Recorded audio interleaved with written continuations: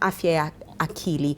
Tueleze ilikuwa vipi na uliweza kujitoa katika sijui niseme ni mtego huo kwa njia gani? Shimo. Katika shimo hilo kwa njia gani? Naam. Okay, so my very first experience na a mental health issue was in 2017. Ilikuwa postpartum depression and psychosis. Violet anaweza kueleza zaidi. So nilikuwa tu mzazi mdogo, a young mom, had just graduated from university. So here I was expecting a child and without a job. So unaona hiyo pressure ambayo nimesema tu job, relationships and all that. So while my relationship was okay, but sasa ile ya expectations, what will my parents say? I have just graduated now with a pregnancy, and the expectations for me were graduate, get a job and then get married. But here I was with a child. So, and then I'm not able to provide with the child, and then my partner is also not very stable, because we were at the same level, and I graduate 2 years like a year ahead of me. So the pressure ilikuwa too much, and I'd say it can lead to now the depression and later the psychosis, because people around me pia hawakuwa aware of what I was going through. So it took a while kuweza ku solve your problem, though it was solved in good time, because if it was not solved singekuwa hapa. Na pia ulijua vipi kwamba kweli unapitia mental health issues? Nasema sikujua. Honestly, it took me 2 years to actually learn what was that. Ilikuwa ni nini. But the people around me, what they did, remember nilikuwa kwa my mom-in-law, ali contact my mom na my cousin, who at least they had an idea of what to do, so they took me to hospital. Just a general hospital. Hapo ndio nikaweza kutibiwa na madaktari, nikapewa madawa. So at least ndio tukajua the diagnosis. After some time, it took a lot of hospital visits for them to actually come up with a clear diagnosis. Violet anasema hapa Chebet kwamba alikaa hadi miaka 2 bila hata kutambua kwamba alikuwa na tatizo. Labda kwa faida ya mtazamaji, ni vitu vipi ambavyo mtu anastahili kuangalia, the signs, early signs ambazo unaweza kuona ukajua kweli ninapitia hali fulani? Asante sana. First of all, you're a champion. Thank you. Okay. Being a survivor of mental health is not easy. It's a very difficult process, and most of the hospitals can testify to that, and especially the psychiatric nurses. Okay. So I really commend you for your strength. Thank you. Okay. You're a champion. Now, we can miss on these signs and symptoms most of the time. Na most of us could be suffering from mental health issues na tujui. Kuna yale mambo tunaita psychosomatic symptoms za kimwili, ambazo unaenda kupimwa, unapatikana una shida yote, lakini wewe unajihisi kimwili, siko sawa, vipi mimi?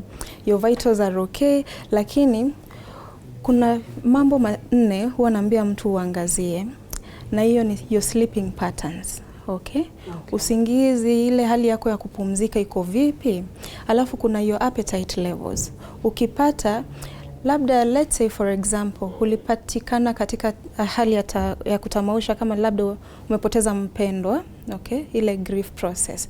So utapata maybe you're saying you're handling it better, and then all of a sudden you're lacking sleep, you're not eating, your mood are fluctuating, energy levels are low. That's when you notice I'm not okay. Now most of the people, they are very quick to run to a chemist and get that medication. Ni kulala na kimbilia melatonin. Ni appetite.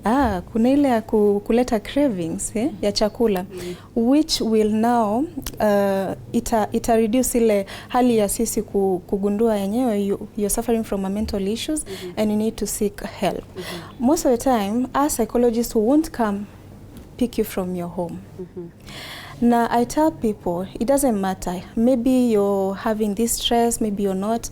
You should do your screenings every time, 5 times in a year. 5 times in a year. Just visit a psychologist, visit a psychiatrist, do an assessment. Kama vile tu ukisikia vibaya alafu unapatikana maybe you're positive for malaria. Hata ukipatikana you're positive for depression, we will still treat it. We will help you to manage that condition. Na si hali zote za afya kiakili ambazo zinakuwa medicated. Unajua saa zingine watu wakikuja kwangu pia wananiambia unanipea dawa.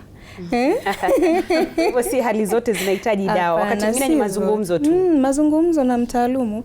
Na most of the time we say talk. Na tukikwambia ongea, si eti mama yako, baba yako na your friends. That's okay. That's a support net for you. But kuna mtaalumu ambaye ata dig deeper into your issues and be able to extract whatever is constantly causing you anxiety and depression. Okay? Kwa mtaalumu, when we administer medication is when probably I've tested you for anxiety, for depression, and I found it more severe. Unajua zamani nilikuwa nadhani anxiety ni mambo ya wazungu. Kwa hivyo ni kitu ambacho kweli kinaweza kumfanyikia Mkenya na Mwafrika wa kawaida. Yes. Na just as Chebet was saying, mental health has evolved, okay? Engage with the psychologists who talk maybe 30 years ago ama 20 years ago, mental health was very different. Yeah? It was very different, and right now it is evolving. There are very new triggers that are always coming up. Let's say before, and even our theories that we use in our setup, we constantly need to research so that we can also be updated when cases are coming up. Sometimes you can receive a case and then you're like, I didn't study this in school, so how do I handle it? So constantly these theories are evolving.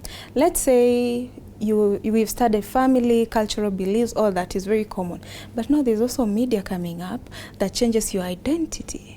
There's also influencers who are coming up that changes your identity, and so we try to borrow those identities even at a mature age of 30.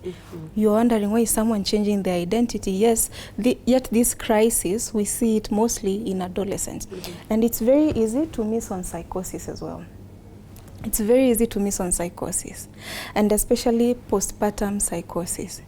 Sometimes you may confuse it for baby blues, ama tu ni ile hali ya pregnancy, na your caregivers are just saying, it's just the hormonal imbalance. And then, unfortunately, it's what happened. Okay.